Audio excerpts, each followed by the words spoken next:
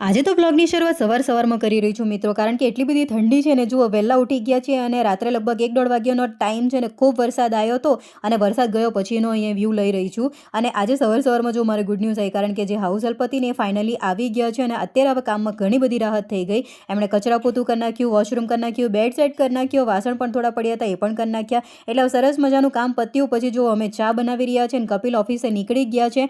અને જુઓ, અત્યારે ખાંડમાં મેં તમને કીધું હતું ને બ્રાઉન શુગર એડ થાય છે, તો જો ચા પણ એક સાઈડે મૂકી દીધી છે અને શાક પણ વઘારી કાઢ્યું છે. શાક મેં રાત્રે જ સમારી કાઢ્યું હતું અને ફણસી બટેકા બનાવવાનું હતું. સો કપિલ ઓફિસે નીકળી ગયા બાદ અત્યારે અમે ચા પી રહ્યા છે. કપિલ વહેલા જ નીકળી ગયા હતા. ચા નાસ્તા પછી શાક તૈયાર થઈ ગયું અને પછી મેં એક સાઈડમાં ભાત મૂકી દીધો હતો. ત્યારબાદ હું કપડાં બહાર સુકવવા માટે નીકળી ગઈ. અને મિત્રો, હું તો સાચું કહું ને તો લિટરલી તડકો જ્યાં હોય ને સ્ટેન્ડ લઈને પાછળ જ ફરું છું, કેમ કે અહીંયા ક્યારે તડકો આવે ને ક્યારે અહીંયા વાદળ આવી જાય ને કંઈ નક્કી ના હોય. એટલે વિચારું કે જ્યાં સાંજ સુધીમાં છે ને કપડાં સુકાઈ જાય ને તો વધારે સારું. પછી રોટલી પણ બનાવી, બટ એ વિડીયો મારે લેવાનો જ નહીં અને માઇન્ડમાંથી જ નીકળી ગયો હતો. અને તમે લોકોને એવું થાય છે કે નહીં મને કહેજો, કામ કરતાં અમુક વસ્તુ આપણે ભૂલી જતા હોઈએ.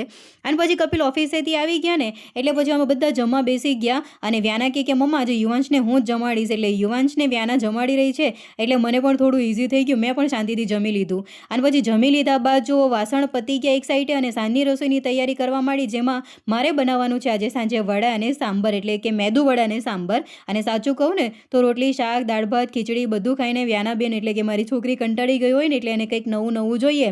અને પછી ઘરે બધાને વડા સાંભર તો બહુ જ ભાવે. એટલે આજે ડિનરમાં વડા સાંભરનો પ્લાન છે.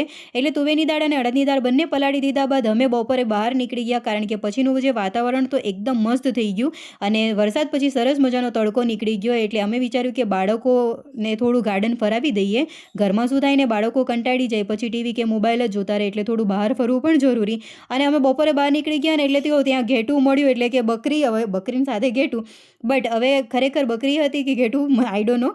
પણ યુવાંશને એટલું બધું ગમે ને કે શું કહીએ. પછી તો એની પાસે જ રમવું અને જવું જોઈને એટલું બધું ખુશ થઈને કે શું કહીએ. અને પછી અમે બધા નીકળી ગયા અને જો પાછળનો અમારા ઘરનો બેક સાઈડનો વ્યૂ છે અને ત્યાંથી પછી અમે બહારની સાઈડે નીકળ્યા. આમ તો ઘરનો વ્લોગ તમે ડેલીમાં જોવો જ છો, એટલે આ વ્યૂ તો તમે જોયો જ હશે બેક સાઈડનો ઘરનો. સાથે જ જુઓ, અહીંયા રસ્તાને વચ્ચે એટલે કે કોર્નરની સાઈડે એટલા મસ્ત ફૂલ વાવેલા છે ને કે અલગ પ્રકારના નવા જાતના લાલ, પીળા, ગુલાબી ને પીળા ને બધા જ જાતના હતા.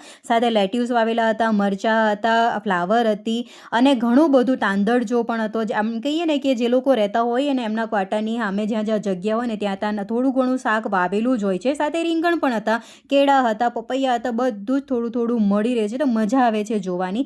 સાથે આ ફ્લાવર એટલું સરસ હતું ને પિંક કલરનું, કેમ થયું કે તોડી લો, બટ નહીં તોડ્યું, કારણ કે પછી એમ થાય કે જવા દે, શું કરવા તોડવું. પણ જોવાની બહુ જ મજા આવે છે. આપણે ભગવાનને ચડાવવું હોય ને તો એની ટાઈમ આપણે તોડી શકીએ. પછી અમે આગળ થોડાક વધી ગયા, ત્યાં જ અમને કપિલ રસ્તા મળી ગયા. અહીંયા કપિલની ઓફિસ છે એટલે કપિલ અમને બોલાવી લીધા. એમની સાથે વાતો કર્યા બાદ અમે ગેટની બહાર આવી ગયા. અને જો આ રસ્તા છે, મેઇન એન્ટ્રન્સનો રસ્તો છે, પણ અહીંયા એટલું બધું ખોદી નાખ્યું છે ને કે અહીંયા રસ્તો નવો બની રહ્યો છે. એટલે હવે સાંજના ટાણે જે લોકલ લોકો હોય ને અવર જવર કરતા હોય, બાકી તો આમ ગાડી અંદર નથી આવતી. પછી જો અંદર આવ્યા એટલે વ્યાનાએ રોજ માથામાં લગાવ્યું ને પછી અમે જો આ આવાકાડો છે, સરસ મજાના ઘણા બધા છે. અને લગભગ અહીંયા અત્યારનો જે ટાઈમ છે ને આવાકાડો પાકવાનો સમય ચાલે છે. અને ત્યારબાદ અમે ઘરે આવી ગયા. ઘરે આવ્યા એટલે લગભગ 4 કે 4:30નો ટાઈમ હશે. અને જો એકદમ છાંયડો આવી ગયો ને એટલે પછી હું કપડાં લેવા માંડી, કારણ કે પછી શું કપડાં ઠંડા પડી જાય, ઘાવર જલ્દી પડવા માંડે છે અહીંયા. હવે ઠંડા કપડાં જે હતા ને એ રવા દીધા અને જે કપડાં સુકાઈ ગયા હતા ને એ બધા કપડાને મેં લઈ લીધા અને પછી ઘરમાં મૂકી દીધા. ત્યારબાદ જુઓ, બંને દાળ પલાળી હતી ને એટલે એક તો મેં દાળ બોઇલ કરી કાઢી અને એક સાઈડે બીજી જે દાળ હતી ને એ પછી મારે પીસવાની હતી. એટલે મેં કીધું ટાઈમે શું કપિલ આવી જાય ને તો અમારે જમવાનું થઈ જાય. તો હવે આ દાળને જો મિક્સરમાં નાખી કાઢી અને પીસવાનું મેં ચાલુ કરી દીધું. પહેલા તો છે આ મિક્સર મને ફાયું જ નહીં, કારણ કે મેં 2-3 વાર કર્યા બાદ. અને બંને બાળકો એક સાઈડે રમી રહ્યા છે, વ્યાના ટીવી જોઈ રહી છે અને યુવાંશ એક સાઈડે રમકડા રમી રહ્યો છે અને હું એક સાઈડે રસોઈ બનાવવાની તૈયારી કરી રહી છું. અને જો યુવાંશ મજા આવે છે, ટેબલ ઉપર બેસી જાય છે બધા રમકડા લઈને. ત્યાં જ મારી દાળ અહીંયા એકદમ સરસ મજાની જો પીસાઈ ગઈ છે. એટલે મેદુવડા કરવા માટે દાળ તૈયાર છે. હવે બસ એમાં થોડા મસાલા એડ કરવાના છે, પણ એના પહેલાં આપણે ફેટવાનું બાકી છે. એટલે આપણે પહેલાં એને ફેટી દઈશું. અને સાંબારની તૈયારી પણ કરી કાઢી છે. દાળ મેં પહેલાં જ બોઇલ કરી કાઢી હતી. સરસ મજાનો આપણે ફેટી લઈએ ને એટલે વડા સરસ મજાના ઉતરે. અને પછી એમાં અમુક મસાલા ઘણા બધા શું કરે, અનિયન નાખતા હોય, મરચાં નાખતા હોય, લીમડો નાખતા હોય, જીરું નાખતા હોય. બટ મારી વ્યાનાને કેવું છે કે બહુ બધું વસ્તુ નાખ્યું હોય ને તો બહુ ભાવે નહીં. અને સાંબર પણ એને પાછો કેવો જોઈએ કે એમાં વેજીસ ના હોવા જોઈએ, ફક્ત સાદો સિમ્પલ. હા, આપણે સરગવો ને એવું હોય ને કે કોળું હોય, દૂધી હોય તો એ બધું ચાલે, બટ બીજા બાકીના વેજીટેબલ્સ એડ ન કરવા જોઈએ. તો એકદમ સાદું સિમ્પલ જ હોય, બાળકોને મોટે ભાગે સાદું સિમ્પલ ખાવાનું જ ભાવતું હોય. તો અહીંયા બસ ગ્રેવી કરીને મેં દાળ નાખી દીધી અને સાંભર પછી એક સાઈડે ઉકળવાનું ચાલુ થયું. અને બેટરમાં એટલે કે વડાના બેટરમાં મેં પહેલાં તો જીરું નાખ્યું હતું, મીઠું નાખ્યું હતું અને થોડો ખાવાનો સોડા નાખ્યો હતો અને પછી બરાબર એને મિક્સ કરી લીધું. એટલે થોડું સરસ મજાનું ફેટાઈ જાય ને. આમ ઘણાને ખબર ન હોય ને તો શું કરવાનું, ફેટી દીધા બાદ થોડુંક પાણીમાં બેટર એડ કરી દેવાનું. જો બેટર આપણે તરી જાય ને તો સમજવાનું કે બેટર રેડી છે. બાકી આખી ડિટેલ હું અહીંયા બતાવવા છું તો બહુ લાંબો વિડીયો થઈ જાય, એટલે શોર્ટમાં જ બતાવી રહી છું. હવે અહીંયા સરસ સાંભર એકદમ ઉતરીને મસ્ત તૈયાર થઈ ગયો છે અને એક સાઈડે વડા પણ કાઢી રહી છું ગરમ તેલમાં.